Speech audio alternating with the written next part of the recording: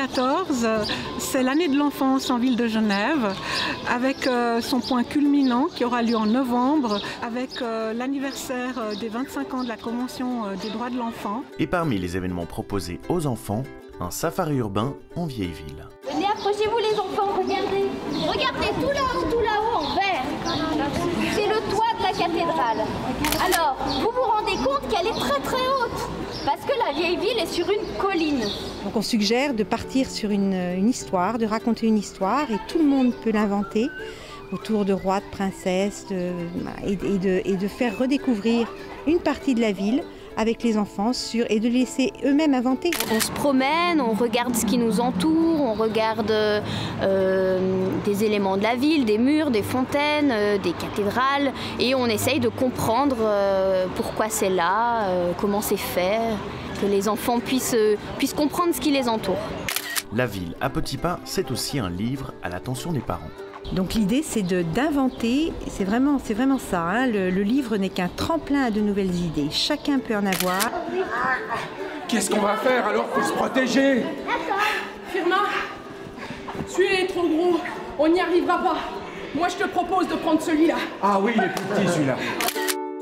Dans les idées soufflées par le livre, on peut visiter la ville en se basant sur différents thèmes, comme l'écoute, le regard ou le toucher.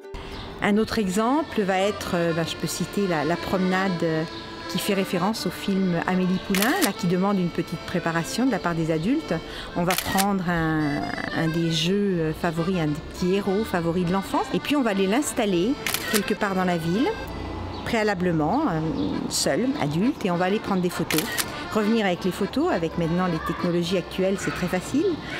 Et proposer aux enfants ou à l'ensemble de la famille d'aller retrouver où ces photos ont été prises dans différents endroits de la ville. On est juste là vers les remparts et il n'y a plus rien. Il n'y a plus rien. Il n'y a plus les remparts, il n'y a plus l'eau qui nous protège, il n'y a plus les haies et il n'y a même plus mes poules. S'il n'y a plus de poulet ici chez nous, il vient d'où le poulet grillé? Il vient de chez ma cousine. Ah! On prendra le poulet de chez la cousine. Qu'est-ce que tu viens de faire là? Tu as fait une promenade? Fort. Oui. Qu'est-ce que tu as fait?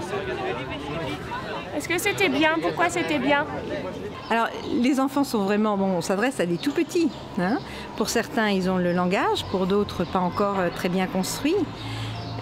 Et ça a peu d'importance. Qu'est-ce qu'ils vont retirer? On pourra.